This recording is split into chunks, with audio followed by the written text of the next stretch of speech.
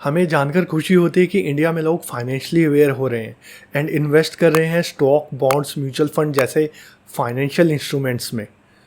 But कुछ छोटी छोटी गलतियाँ की हुई इन्वेस्टमेंट जर्नी के इनिशियल फेज़ में आगे चलकर हज़ारों का नहीं लाखों का नुकसान करती है।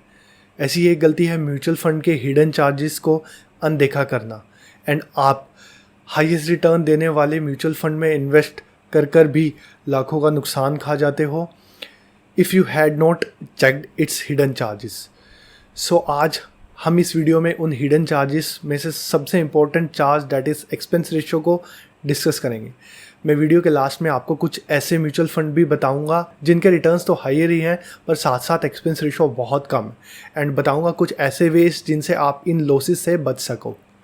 लेकिन वीडियो को शुरू करने से पहले मैं आपको कहना चाहता हूं कि जैसे जैसे मार्केट में ज़्यादा से ज़्यादा इन्वेस्टर्स बढ़ रहे हैं, साइमल्टेनियसली स्कैमर्स और फ्रॉडस्टर्स भी मार्केट में बढ़ रहे हैं। वो भी आपको काफ़ी ज़्यादा लॉसेस करवा जाते हैं और अपना प्रॉफिट। सो इसी रिगार्डिंग लास्ट वीडियो ऊपर आई बटन में चेक कर सकते हो जो मैंने अपलोड की स्कैमर्स के ऊपर, कैसे वो आपको डेली का ₹4,000 to ₹5,000 अर्न करने के लिए फ्री टिप्स या अपना प्रीमियम ग्रुप को ज्वाइन करने का प्रेशराइज करते हैं। मैं आपको ये भी बताना चाहता हूँ कि ये स्कैमर्स अब यूट्यूब पर भी वीडियोस अपलोड करने लग गए हैं एंड रोज़ के थोक के भाव पेनी स्टॉक्स बताते हैं जिनके फंडामेंटल्स बहुत वीक हैं एंड जिससे आपको बहुत लॉस होता है in future. So we at money matters to करण आपको इंश्योर करते हैं कि ना तो हमने कभी ऐसी वीडियोस अपलोड की है, ना ही हम आने वाले टाइम में करेंगे जिससे आपका नुकसान हो। अभी हम बहुत छोटी फैमिली है यूट्यूब पर एंड अभी शुरुआत है हमारी।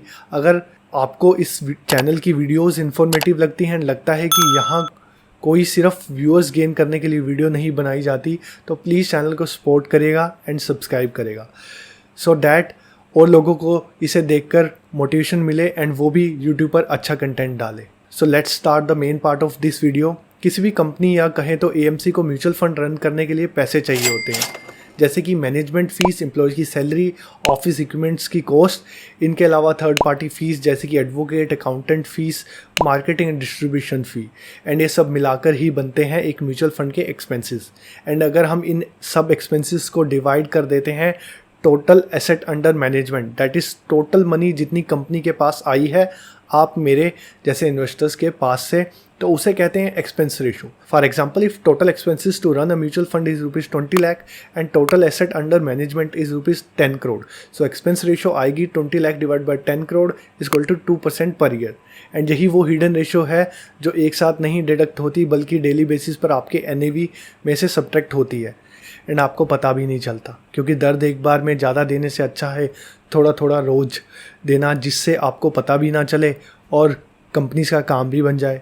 ये कोई स्कैम नहीं है बल्कि म्यूचुअल फंड को रन करने के लिए फ़ीस है। आफ्टर ऑल ये कंपनी आपके बिहाफ पर आपका पैसा इन्वेस्ट करती है और फ्री में तो कोई काम नहीं करता।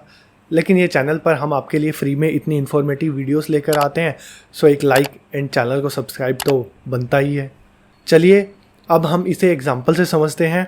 सपोज आपने अपनी बेटी की शादी या हायर स्टडीज़ के लिए इन्वेस्ट करना स्टार्ट किया है ₹5,000 a month since her birth, and आप उसकी 25 ईयर्स एज तक इसे कंटिन्यू रखते हो। सो हम इसमें सिनेरियो 1 देखते हैं जिसमें you started a ₹5,000 a month SIP in a mutual fund A.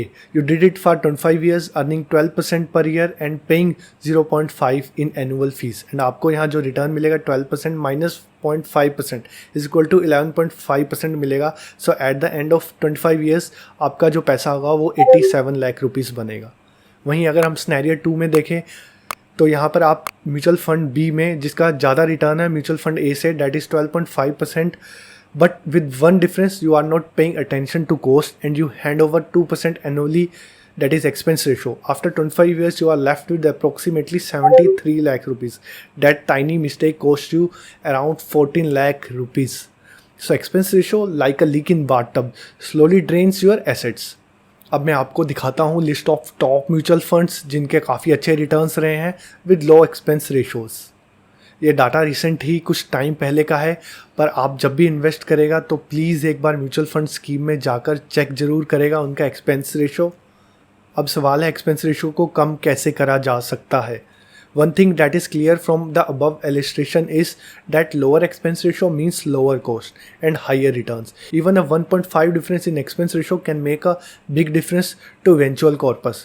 So आपने अपना expense ratio कैसे कम करना है देखते हैं.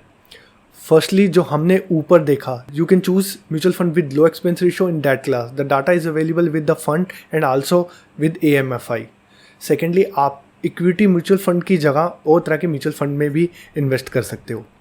Lastly you can opt for direct plan instead of regular plan.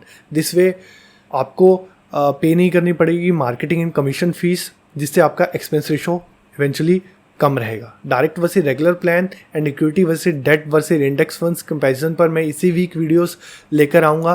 सो आप चाहते हो कि आप इन्हें मिस ना करो तो प्लीज़ चैनल को सब्सक्राइब करेगा एंड नोटिफिकेशन बेल को प्रेस करेगा ऑल पर, ताकि वीडियोस जब भी आए तो आप इन वीडियोस को मिस ना करो. Thank you friends.